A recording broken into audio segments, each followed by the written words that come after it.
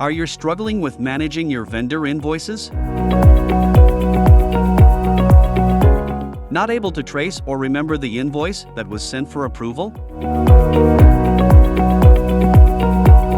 With an automated accounts payable process, tracing invoices will become simpler with the invoice audit and history available at any given point in time.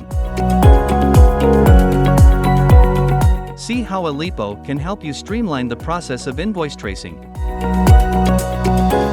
Then we have Track Invoices, where we can see the status of the invoice. Who are the approvers? These are the invoices that has been posted to ERP.